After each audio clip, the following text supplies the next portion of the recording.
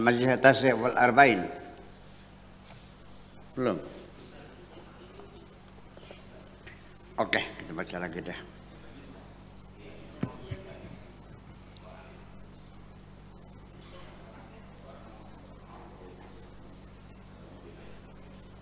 Pak Rahmat pernah datang. Bismillahirrahmanirrahim. Izhad wa'arid fatastarih bil ajil. Terapkan hidup pola hidup sederhana, ya.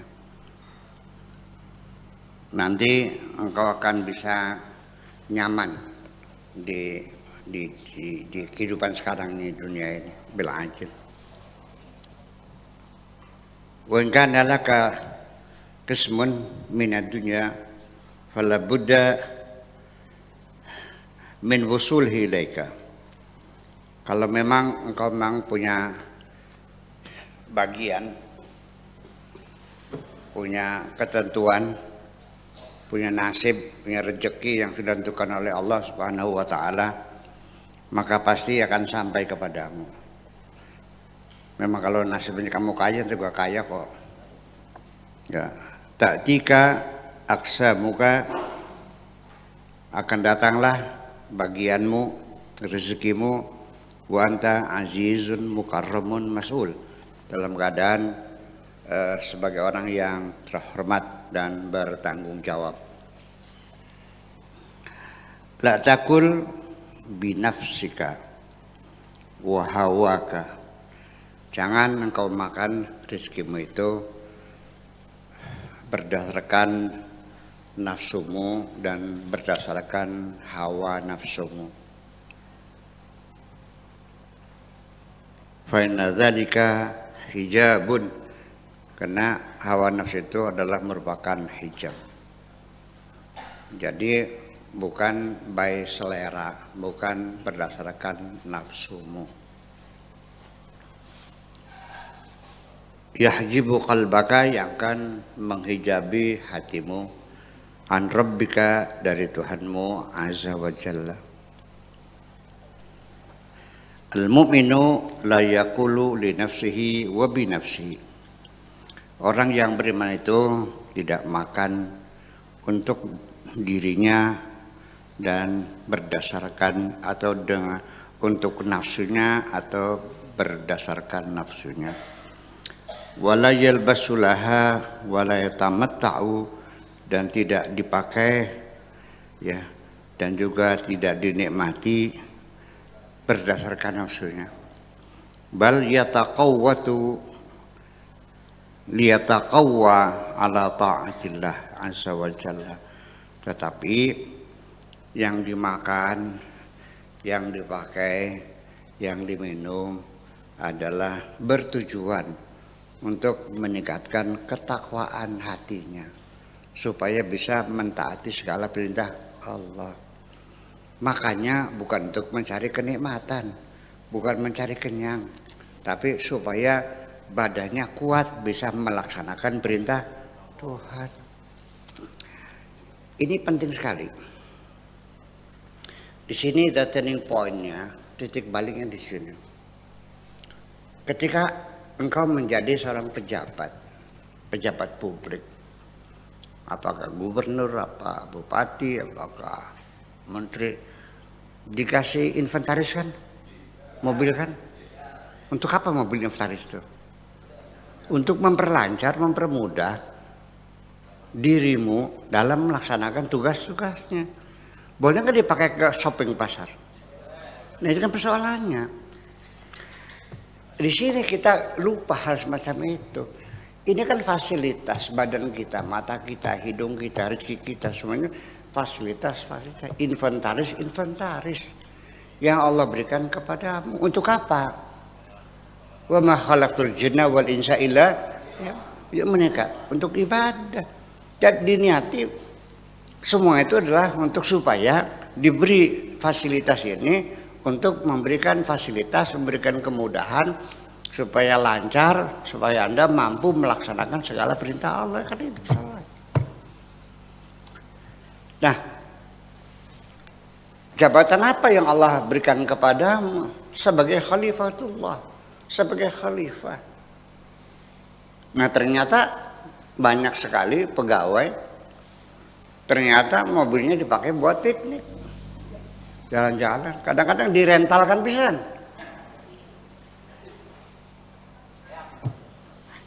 Ya itulah persoalannya. Jadi kesadaran di dalam dirinya itu bahwa semua fasilitas yang ada ini adalah semata-mata untuk mempermudah tugas kita. Jadi jangan menyelam sambil minum air. Di situ Anda menikmatinya. Itu yang perlu diingatkan. Oke. Yaqulu ma yuthbitu aqdama zahirihi baina yadayhi. Jadi orang yang beriman itu saatnya makan ya makan. Ada yang dimakan ya dimakan. Apapun ya ada apa saja yang dia dapatkan itu untuk apa? Ma yuthbitu aqdama zahirihi, supaya memperkokoh pijakan kakinya, supaya bisa tegak berdiri, supaya bisa kuat, ya, tubuhnya ini. Baina yadayhi, menghadap Allah. Yaqulu bisyara'i la bil hawa, makan berdasarkan syariat, bukan berdasarkan hawa nafsu.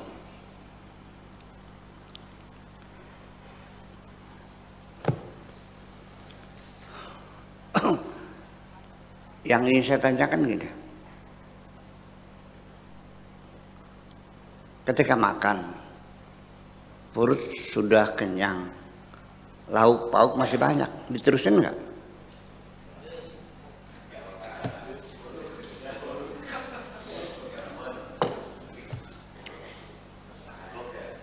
Nabi itu mengatakan, nahnu qaumun la nakulu hatta yaju wa idza akalna la nasbau. Kita ini kalau makan nunggu lapar, kalau makan tidak sampai kenyang. Jadi kalau kamu tidak lapar makan, itu kan pengangguran ya. Sesuatu yang tidak dibutuhkan, yang nggak lapar nggak kerja. Nah, itu. Kemudian kalau makan, kanjeng Nabi tidak sampai kenyang, karena makan itu hanya untuk menghilangkan rasa lapar. Kalau lapar udah hilang, udah selesai. Kalau menambah lagi, uruk lagi, itu namanya nafsu. Seperti itu. Jadi kita dalam saat yang sama duduk di kursi menghadap makanan, di situ ada batas beda di mana syariat, di mana hawa nafsu. Kalau makan untuk menghilangkan rasa lapar itu syariatnya. Kalau mencari kenyang, hawa nafsu. Jadi artinya bahwa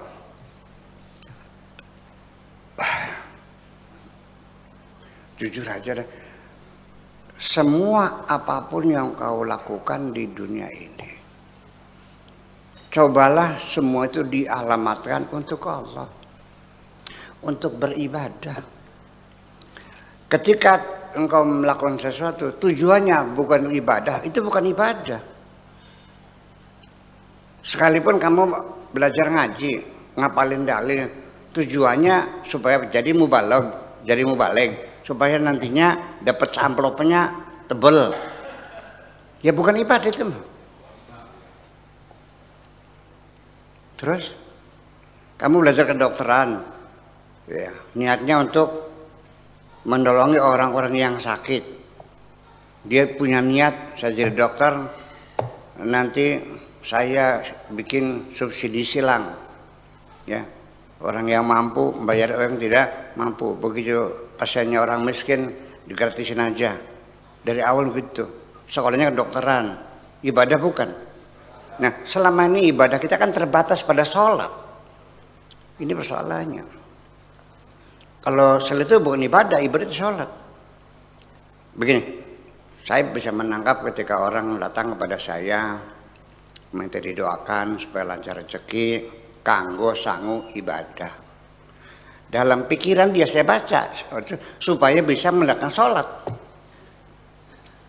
supaya bisa naik haji, supaya bisa istighosahan di Tegalagung. Karena ibadahnya dalam artian ritual.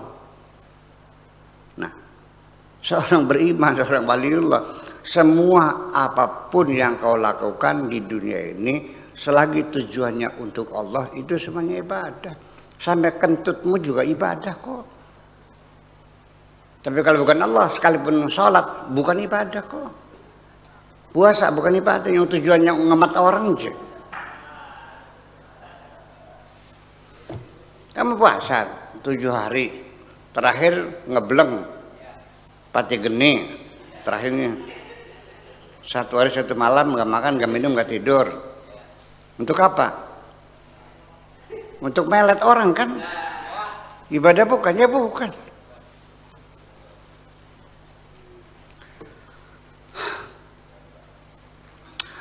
Sholat duha supaya lancar rezeki. Sholat lancar buat apa? Buat kawin lagi kan? Kan sunnah Rasul. Nah, semacam itulah kira-kira. Jadi artinya kita mesti mengurai kembali gerak hati kita sejak sekarang. Cobalah diluruskan sejak awal. Kita tujukan kepada Allah Subhanahu wa Ta'ala. Ketika engkau membantu orang pun, gerakan hatimu sejak awal untuk menyenangkan Allah, bukan menyenangkan dirimu sendiri. Ya, mesti dibedakan tuntutan hawa nafsu dengan tuntutan ibadah. Iya dong. Iya. Yaqulu bi syar'i la bil hawa wal waliyu yaqulu bi amrillahi azza wa jalla. Waliullah itu ketika makan berdasarkan perintah Allah, bukan perintah hawa nafsunya.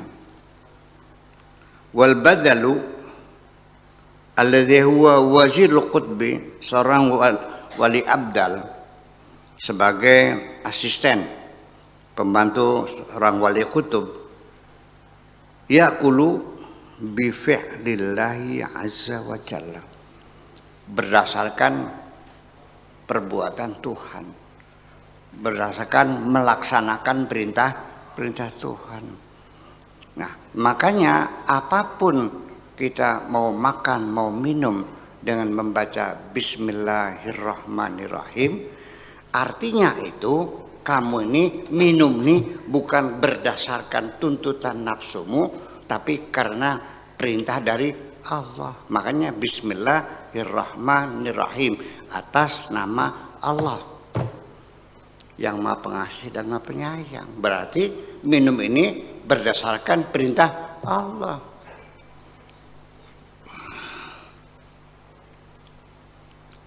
Mau apa lagi? Mau makan, Bismillahirrahmanirrahim. Mau minum, Bismillahirrahmanirrahim. Mau duduk, Bismillahirrahmanirrahim. Mau baca Quran, Bismillahirrahmanirrahim. Mau ceramah, Bismillahirrahmanirrahim. Semua apapun perbuatan ketika kau awali dengan atas nama Tuhan, atas nama Allah, berarti engkau itu lagi melaksanakan perintah Allah.